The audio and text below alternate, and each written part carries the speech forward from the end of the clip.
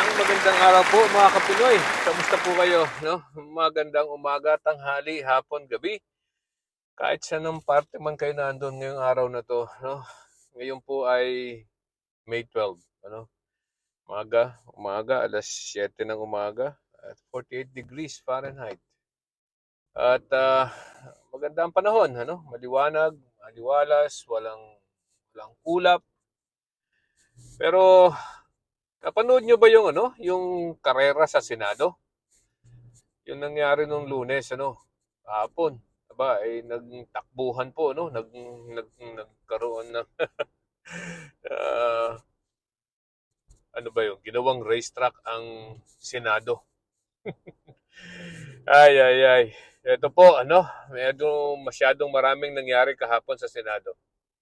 At saka sa Pilipinas, oh, sa House of Representatives, alam mo naman natin nangyari and it is expected na may impeach si Sara Duterte, ano? So, inaprubahan na po ng plenaryo by a 257 votes. Ano? Uh, Napatunayan o napagkasunduan na kailangang ma-impeach si Sara Duterte at madala ang articles of impeachment sa Senado. Pero, bago po nangyari yon, nagkaroon po nga ng habulan doon sa Senado. At sino ang taong involved? Abay, siyempre, itong si Bato de la Rosa, ano? Doon po si Bato de la Rosa ay isang senador sa atin, ano? Ewan ko kung senador yung matatawag yan. Eh, tumakbo papunta sa loob ng session hall. Galing ata, kung hindi ako nagkakamali, galing sa parking, ano? Nagtago siya doon. Alam naman po natin, ito si Senador de la Rosa ay matagal na nagtatago sa batas. Ano? And by some reason, his colleagues smoke him out. Ibig sabihin, ay napalabas nila itong si Bato, no? Sa kanyang pinagtataguan. Kung saan man siya nagtago, hindi natin alam. Pero kahapon, lumabas siya. Ano? At of course, alam naman ng taga-NBI na papasok siya, no? Mga intelihente naman po yan, mga intelligence diyan. So alam. So naisahan po nitong si Bato de la Rosa, alam niyo po ang ginawa, hindi po siya nagdala ng sarili niya sa sasakyan. Ang ginawa po niya ay nakisakay siya sa isang senador. Alright. So yung siguro tago doon sa loob ng Senate, isang sa sasakyan ng isang senador, ano? Nagtago siya doon. And then nung magbobotohan na sa Senado, aba, lumabas po yan si Bato de la Rosa sa kotse at na may nakapansin na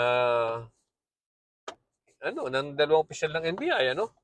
So ang ginawa, hinarang siya at nagpakilala yung dalawang opisyal ng NBI at sinabing sila yung mga taga-NBI and they will execute the warrant of arrest issued by the ICC. So ngayon po, naglabasan na talaga na meron talagang warrant of arrest ng ICC. So, alam niyo po ang ginawa nito si Bato? Aba, edi siyempre, tumakbo, nag-sprint po, papasok ng Senate premises. Doon po, nagtakbuhan sila, nagtahabulan, and then, nadapa pa, sa hagdanan. Kung makikita niyo yung video, parang engot. Talagang nakakatuwa, nakakahiya para sa isang senador na tumatakbo sa batas. Ano?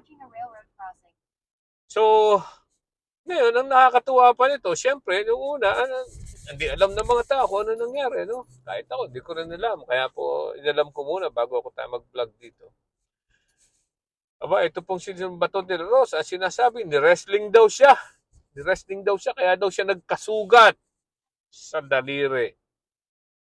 My gosh, sinungaling. Lumabas po ang totoo. Hindi po siya ni-wrestling. Ano? Noong pong minaabot sa kanya, at sinabi at nagpakilala ang mga taga-NBI, ang ginawa po niya ay itinulak niya yung dalawang yung dalawang opisyal ng NBI at tumakbo. Okay. Saan siya nagkasugat? Nagkasugat po siya doon sa pagtakbo niya nung nadapa siya sa hagdan na makikita naman po sa mga video na nagkalat ngayon.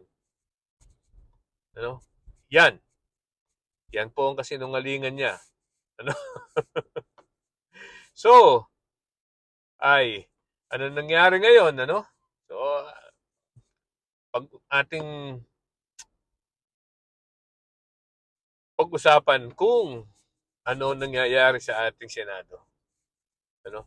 Sa ngayon po, nagkaroon po na ng panibagong leadership. Nagkaroon po ng kudita. So kaya po pumasok itong si Bato de la Rosa ay para makumpleto ang 13. Ano? Para makumpleto ang 13 senador para maalis si Soto. At sino po ang mga 13 yan? Alam naman natin kung sino yung siyam. Ang nalipat po na 4 ay itong si Pia Cayetano na alam naman nating lilipat at lilipat yan. Ano? Okay. So, dahil kapatid niya si Alan Peter Cayetano, ano? Sino pa? Yung 2 bilyar. Ano? Magkapatid naman. At ang isa pa ay si Senator Legarda. Yan. It makes 13. So, ngayon po, 13 sila. At nakuha nila ang majority ng Senado. So, ang binotong ang tawag dito, Senate President ngayon ay si Alan Peter Cayetano. Ano? Yun. Who he called himself Ambassador of Jesus Christ. So, or Ambassador of China? Or Ambassador of the Dutertes? Yun lang po yan eh. Okay, so, of course, ang nangyayari ngayon ay nasa loob si Bato de la Rosa at pinoprotektahan ng Senado under protective custody. At tapos, ang balita ko po, nag-file ng TRO, Temporary Restraining Order, para doon sa pag-serve ng warrant of arrest. I don't know what will happen. I don't know how it will play out sa Supreme Court. Ano? Pero I don't know kung pwedeng i-TRO ng Supreme Court ang isang warrant of arrest issued by International Court of Justice. I don't know. But malalaman natin. Ano? So, bakit nangyari ito? Ano? Bakit nangyari itong kudeta na ito? Unang-una, of course, makikita natin na ito ay dahilan sa impeachment. Ano? Ipafile na po ang articles of impeachment. Okay? And then, siyempre, ang maapektuhan nito ay si Sara Duterte. Correct. Correct, right? Kailangang protektahan ng mga Duterte senators at yung mga senator na may sariling interest sa kanilang mga negosyo. Ang itong si Sara Duterte, no? Kailangang maprotektahan, right? Para nga naman, kahit itong mga bilyar na to, alam naman natin kung bakit sila lumilipat eh. They are political butterflies. Right? Hindi naman sila naniniwala na palagay ko na walang na inosente itong si Sara Duterte. Ito'y naniniwala lang sila na kailangan nilang protektahan yung kanilang interes. Alam naman po natin na itong mga bilyar under scrutiny ngayon dahil sa kanilang mga negosyo. Di ba? Lalo na po pag-overprice ng kanilang mga ari-arian para makakuha ng mas maraming investors. Right? So, ito namang si Sovereign Legarda, kaya sumama, alam nyo man. Di ba? Yung kanyang anak, nakala ko isang matinong tao din, ay hindi rin pala. Pala yung maka-DDS. At ito ay nakinabang during that time ng Duterte doon sa kanyang solar power. No? Na ngayon po ay under scrutiny din ng Marcos administration. Of course, itong si Pia Cayetano, ano ba ito si Pia, di ba? sunod-sunuran lang naman dito sa kanyang kapatid na si Adan Peter Cayetano. Hindi maghihiwala yan. Di ba? Si Adan Peter Cayetano, na alam naman natin na napakatagal ng loyal sa mga Duterte. Naging foreign secretary yan. Ano? Di ba? Ang panahon ni Duterte. Di ba? So, si ano pa? Yang si Bato at si Bongo. Correct? Ganun. Natural. Alam naman natin mga DDS yan. Si, sino pa? Si Marcoleta. Si Padilla. Uh, so, all of them, ano? Sa tingin ba natin ang pinoprotektahan niya ang Pilipinas? No. Pinoprotektahan po ng mga yan ay ang mga Duterte. Alright? Balak nilang pigilan itong impeachment. Okay. So, ang tanong, bakit kailangan pigilan ng impeachment? Sasabihin, tatanungin natin, bakit kailangan ng pigilan ng impeachment? Pwede naman silang manalo. At dahil po ang kailangan lang sa impeachment, siyam. 16. Right? Ang kailangan po ay siyam. Tama. So, siyam na senador. Ay meron na silang siyam. Bakit kailangan pang i-wrestle ang leadership ng Senado? Right? Kailangan lang po ay siyam para ma-acquit si Sara Duterte sa impeachment. Pero bakit kailangan nilang i-wrestle ang leadership sa Senado? Yan po ay dahilan sa ayaw nilang lumabas ang mga ebidensya publicly through impeachment proceeding. Di ba? Alam nilang mananalo sila, ano? Alam nilang mananalo sila kasi may siyam na sila eh. Solid 9 yan eh. Right? Pero bakit kailangang i-wrestle ang leadership?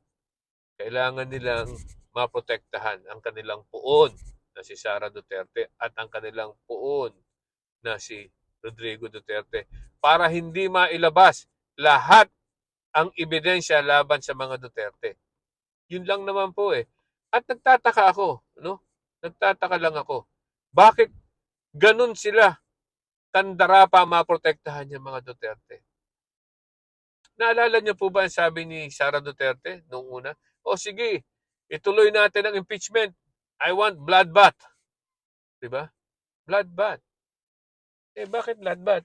Kung sakasakali naman si Sara Duterte lang ang maapektuhan. Correct? Mag-isip kayong mabuti. Hindi kaya itong mga senador na to, na mga tao ng mga Duterte, na makinabang noong panahon ni Duterte, ay maapektuhan din kung sakasakalit bumagsak si Sara Duterte. Baka itong si Sara Duterte may alam sa kanila. Di ba? Magkalabasan ng baho, hindi bababa ng mag-isa si Sara Duterte. Posible, mag-isip-isip po tayo. Tingnan natin po kung anong mangyayari sa susunod na kabanata, no? At protektahan natin ang ating bansang Pilipinas. Bye-bye!